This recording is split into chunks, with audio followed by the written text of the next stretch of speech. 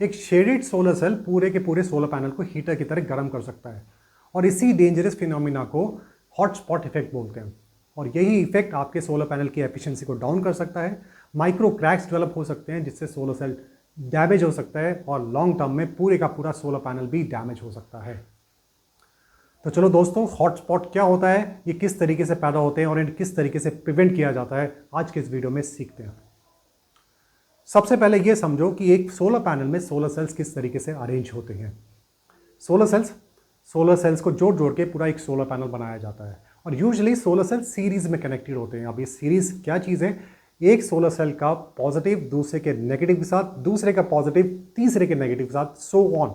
इस तरीके से सोलर सेल्स सीरीज में कनेक्टेड होते हैं और सीरीज की खासियत ये होती है कि इसमें current it remains the same. Series में करंट सेम रहता है। अगर एक solar cell 5 ampere current generate कर रहा है तो बाकी भी उतने ही करेंगे और पूरे सीरीज में 5 एम्पियर करंट ही फ्लो करेगा, अगर सारे के सारे सोलर सेल्स हेल्दी हैं और अनशेडेड हैं।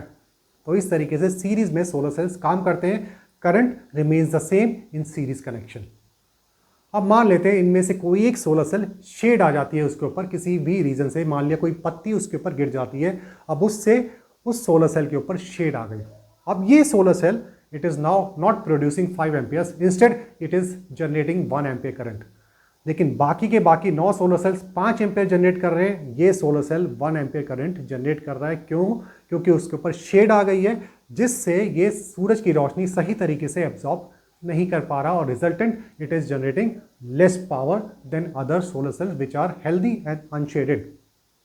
अब इन 10 सोलर सेल्स के पास दो ऑप्शन है, या तो पूरी सीरीज में ये 1 एम्पियर करंट बना लें जो कि शेडेड सोलर सेल जनरेट कर रहा है, पर that would be unfair for healthy solar cell जो कि अनशेडेड है, हेल्दी है।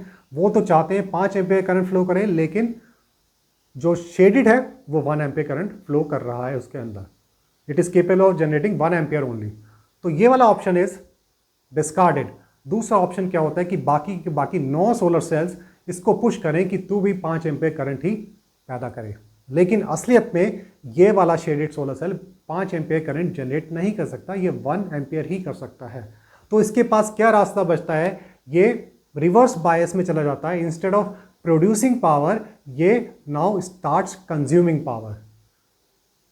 अब ये प्रोड्यूसर की जगह एज ए लोड एक्ट करता है और इसमें से करंट 5 एम्पियर जब फ्लो करता है ये लोड की तरह बिहेव करता है और इसमें electrical energy gets converted into heat energy और ये रीजन गर्म होना स्टार्ट कर देता है और रिजल्टेंट इस इफेक्ट को बोलते हैं हॉटस्पॉट इफेक्ट। आसपास का रीजन गर्म होने लग जाता है और यही हॉटस्पॉट आगे जाके आपकी सोलर पैनल की एफिशिएंसी को डाउन कर सकते हैं। सोलर सेल डैमेज भी हो सकता है और लॉन्ग टर्म में पूरे के पूरे सोलर पैनल को भी इंपैक्ट कर सकता है। अब दोस्तों इसका सॉल्यूशन क्या है? इंडस्ट्री में कुछ स्टैंडर्ड्स हैं कि हॉटस्पॉट को किस तरीके से अवॉइड किया जा सके। तो इसको अवॉइड करने का तरीका है बाईपास डायोड। बाईपास डायोड क्या करता है, जो एक्सेस करंट, मान लिया कोई सेल शेड हो गया, अब वो 5 एम्पियर करंट जनरेट नहीं कर रहा, 1 एम्पियर करंट जनरेट कर रहा है, तो ये जो एक्सेस करंट है, बाकी सेल्स तो 5 एम्पियर कर रहे हैं, वो पुश करेंगे, फोर्स करेंगे इसको भी कि 5 करें, लेकिन इट इज नॉट केपेबल। तो जो एक्सेस करंट है वो इस बाईपास डायोड से निकल जाएगा, उसको ऑल्टरनेट पाथ मिल जाएगा, जिस वजह से ये shaded solar cell reverse bias में कम जाएगा, गर्म कम होगा और हॉटस्पॉट बहुत कम जनरेट होगा।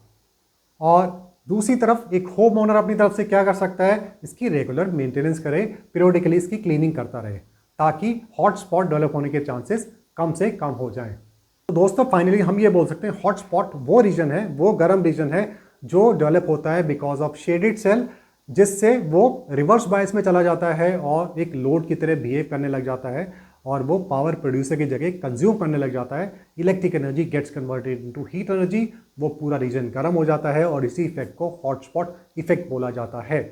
लेकिन बाईपास डायोड उस करंट को, एक्सेस करंट को बाईपास कर देते हैं और हॉटस्पॉट को होने से रोकते हैं और आपके सोलर पैनल की एफिशिएंसी को मेंटेन रखते हैं, माइक्रो क्रैक्स डेवलप होने से रोकते हैं और सोलर पैनल को बनाए रखते हैं। सो दोस्तों, I thought you found this video insightful. If yes, do share among your friends. अगर आप भी एक होम ओनर हो और सोलर पावर सिस्टम इंस्टॉल करना चाहते हो लेकिन अभी कंफ्यूज हो कि मेरी एनर्जी नीड्स के अकॉर्डिंगली मेरा सिस्टम साइज़ क्या होगा, सोलर पैनल की साइजिंग क्या होगी, इन्वर्टर की साइजिंग क्या होगी, इवन वायरिंग की क्या साइजिंग होगी और उसके बाद सिस्टम लगाने के बाद what would be the financial feasibility of my solar power system. आपने लाखों रुपए खर्च कर दिए, लेकिन क्या सोलर आपके लिए हेल्दी है, फाइनेंशियली फिजिबल है? तो अगर ये सब चीज़ें अगर आप जानना चाहते हो तो आप मेरा financial tool solar feasibility spreadsheet मैं डिस्क्रिप्शन में लिंक दे दिया है, आप उसको चेकआउट कर सकते हो, उसको खरीद सकते हो। So I hope you found this video insightful. I'll see you in the next video. Till then, goodbye. Thank you very much. Have a nice day.